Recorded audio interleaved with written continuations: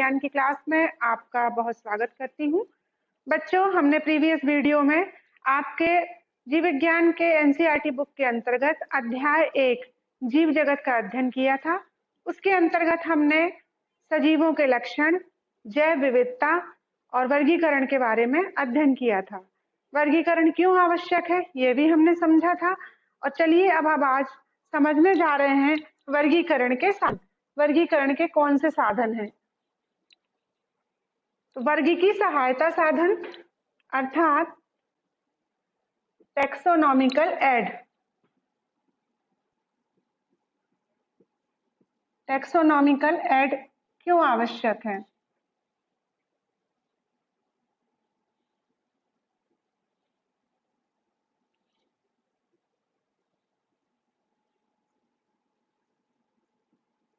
इसको इंग्लिश में taxonomical add भी कहा जाता है।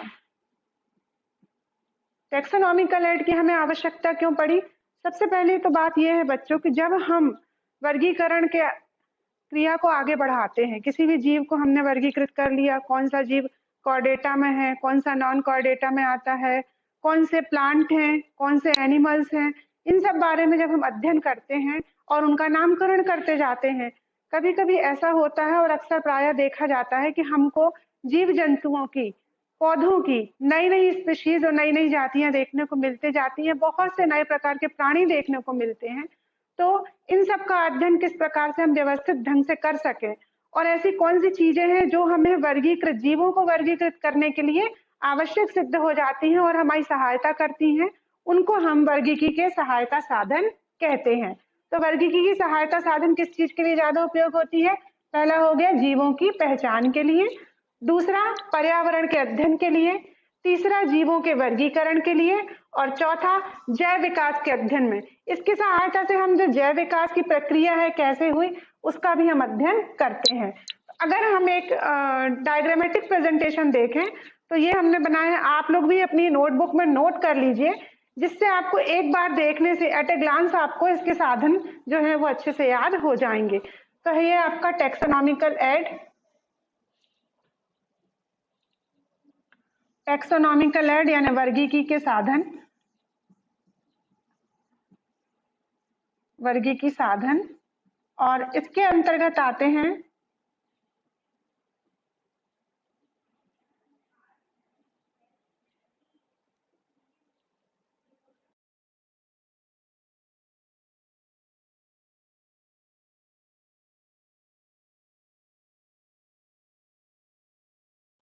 साधन का एक डायग्रामेटिक प्रेजेंटेशन। बच्चे इसको अगर आप अपनी नोटबुक में बना लोगे चित्र तो आप इसको भूलोगे नहीं और आपको एट ए ग्लांस एक ही बार में पूरा बहुत अच्छे से दिख जाएगा।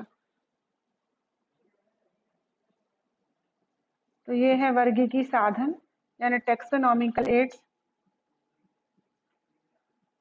इसके अंतर्गत क्या क्या आ गया आपके? हर्बेरियम, दूसरा आ गया बोटेनिकल गार्डन या वनस्पति उद्यान, तीसरा संग्रहालय या म्यूजियम, चौथा जूलॉजिकल पार्क या प्राणी उपवन और पांचवा कीज। अब हम इसको देखते हैं,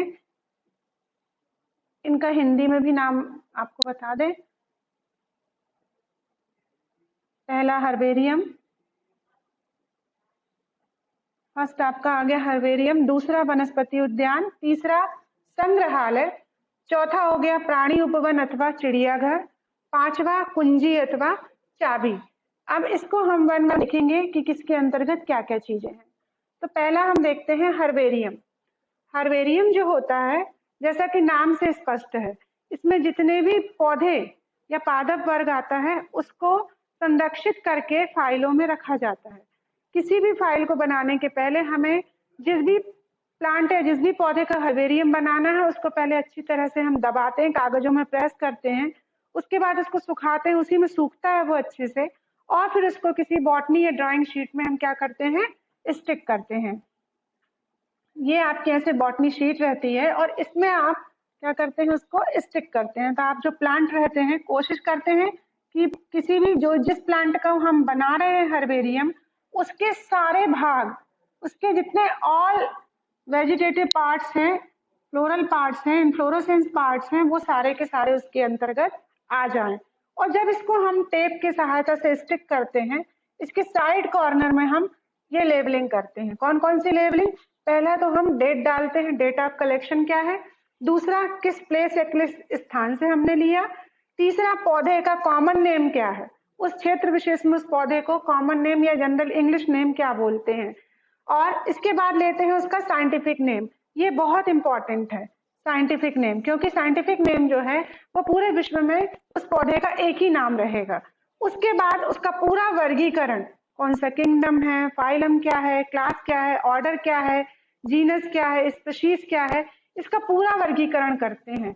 और लास्ट में जिस भी व्यक्ति ने इसको एकत्र किया है उसका नाम इसमें हम मेंशन करते हैं।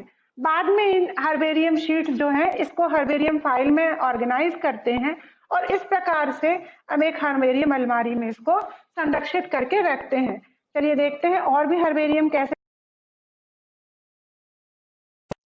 लगाई हुई हैं। यहाँ देखिए जो बड़े प्लांट्स हैं जो इकट्ठे एक पूरी शीट में नहीं आ पाते हैं, उनको हम पार्ट वाइज जो इम्पोर्टेंट पार्ट है उसको हम सुखा करके और पार्ट वाइज इसमें लगा देते हैं।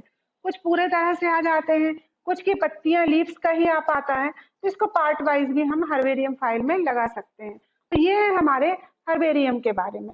नेक्स्ट देखें बच्चों, नेक्स्ट हमारा है वनस्पति उद्यान यानी बॉटेनिकल गार्डन। बॉटेनिकल गार्डन यानी जैसा कि नाम से स्पष्ट है कि इसके अंतर्गत जो भी प्लांट्स हैं, जो भी स्पीशीज हैं, चाहे वो दुर्लभ हो, कॉमन हो, या जिनको हम बहुत अच्छे से संरक्षित करना चाहते हैं, उन सबको, उन प्रजातियों को क्या किया जाता है, एक बहुत बड़े क्षेत्र, एक बहुत बड़े एरिया के अंतर्गत उनको ग्रो किया जाता है, उगाया जाता है।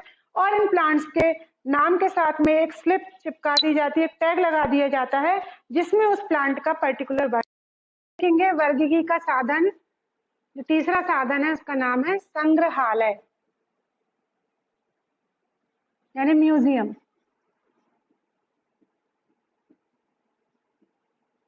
संग्रहालय आप सभी इससे बहुत भली भांति परिचित होंगे और ये प्राय जितने शैक्षिक संस्थान रहते हैं जैसे कि स्कूल, कॉलेज, यूनिवर्सिटीज और ऐसे इंस्टीट्यूट जो रिसर्च इंस्टीट्यूट हैं, और बहुत सी फेमस संग्रहालय भी हैं भारत में और विश्व में, उनमें क्या रहता है, परिरक्षित पौधों एवं प्राणियों के नमूने रहते हैं। परिरक्षित मतलब जो लिविंग बॉडी जो हो जाती है वो डेड हो जाती है, तो उसको फिर प्रिजर्वेटिव के साथ सुरक्षित रखा जाता है ताकि उसकी बॉडी पार्ट्स जो हैं वो क्या हो, डिके ना हो। तो ऐसे प्राणियों एवं पौधों को वहां पर संरक्षित करके रखा जाता है। जैसे कीट पतंगे हैं तो उनको भी एक छोटे से बॉक्स में बाकायदे पिनअप करके रखा जाता है। बहुत सारे ऐसे जीव जंतु हैं, उनको बड़े बड़े जार में, ग्लास बॉटल्स में भर करके और उनके साथ में प्रिजर्वेटिव सॉल्यूशन के अंदर उसको रखा जाता है ताकि वो खराब ना हो। और भी जो बड़े बड़े जीवधारी हैं जो बॉटल्स है उसमें नहीं आते, तो उनके अंदर फिलिंग करके उनको और सिलाई करके रखा जाता है। बहुत सारे कुछ जीवधारी हैं जिनका पूरा संपूर्ण शरीर नहीं है, तो उनके कंकाल तंत्र भी सुरक्षित रखे जाते हैं। जैसे यहाँ एक म्यूजियम में बता रहे, एक डायनासोर का कंकाल तंत्र है, उसको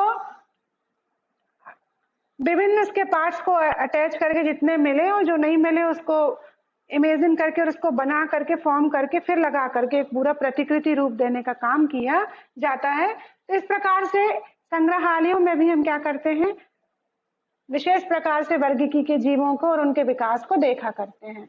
नेक्स्ट है हमारा प्राणी उपवन अथवा चिड़ियाघर अर्थात जूलॉजिकल पार्क। आप सभी कहीं ना कहीं जरूर गए हैं, चिड़ियाघर आप सब गए होंगे, पार्क जरूर गए होंगे आप। तो सभी प्राणियों को उनके प्राकृतिक आवासों वाली, जितने भी जो वन्य आवास वाले प्राणी रहते हैं, उनको ये प्रयास यथासंभव किया जाता है कि उनको उनके परिवेश वाले माहौल में रखा जाए जिससे वो अनुकूलित हो सके। तो उन सभी वन्य प्राणियों को, दुर्लभ जीवों को उनकी प्राकृतिक आवासों वाली परिस्थितियों में रखने का प्रयास किया जाता है। देश विदेश में बहुत सारे नेशनल पार्क और बहुत सारे जूलॉजिकल पार्क भी हैं जहां पर हमको विभिन्न प्रकार के प्राणी देखने को मिलते हैं। तो ये है एक फेमस नेशनल पार्क की तस्वीर। नेक्स्ट हम देखते हैं कुंजी अथवा चाबी। कुंजी अथवा चाबी से क्या, कुंजी अथवा अथवा चाबी वर्गीकी का वह साधन है जिसमें हमें किसी प्राणी, चाहे वो पौधा हो या वो जीव जंतु हो, उनकी समानताओं और असमानताओं के आधार पर उसको वर्गीकृत करने पर हमको सहायता मिलती है। ये पूरी एक प्रकार से नियमावली होती है, एक मोनोग्राफ होता है, एक विशिष्ट पुस्तिका होती है जो व्यक्ति जंतु या पौधों के विशेष वर्गीकरण पर आधारित होती है। यहाँ हम चित्र में देखें तो यहाँ बहुत सारे फ्लावरिंग प्लांट्स हैं, उनके फ्लावर भी दिए हुए हैं और प्लांट्स पूरे इसमें शो हो रहे हैं। तो पहले हम इसको देख लेंगे कि ये प्लांट है तो हम प्लांट पे टिक कर देंगे। फिर हम देखेंगे कि अगर उसमें सेकंड ऑप्शन दिया है नैरो लीफ, तो यहाँ पे जो पतली छोटी लीव्स है उसके आधार पर इस प्लांट्स को ले जाएंगे और बाकी लक्षणों को हम दिए गए इंडेक्स से मिलाते जाएंगे। जब हम ऐसा करते जाएंगे तो उसके बाद हम इस प्लांट्स को विशेष रूप से वर्गीकृत करने में सफल हो सकते हैं। तो ये कुंजी अथवा चाबी जो है वर्गीकरण करने के लिए एक बहुत सहायक साधन सिद्ध हुआ है। चलिए नेक्स्ट देखते हैं। तो बच्चों, अभी हमने पढ़ा अध्याय 1 सजीव जगत, जैव विविधता और वर्गीकरण की आवश्यकता और वर्गीकी के साधन। अब मैं आपको एक प्रयोजना कार्य दे रही हूँ। क्या है आपका प्रयोजना कार्य? प्रोजेक्ट वर्क, विश्व प्रसिद्ध वनस्पति उद्यान, संग्रहालय एवं प्राणी उपवन अथवा चिड़ियाघर के नाम बताइए। पूरे वर्ल्ड फेमस आपको ढूंढना है और इसमें से कोई 5 जैसे 5 वनस्पति उद्यान, 5 संग्रहालयों के नाम, 5 प्राणी उपवन या चिड़ियाघर के नाम आपको बताना है। थैंक यू बच्चों। आज हमारा अध्याय 1 यहाँ पर समाप्त होता है। नेक्स्ट वीडियो में हम आपको स्टार्ट करेंगे अध्याय 2।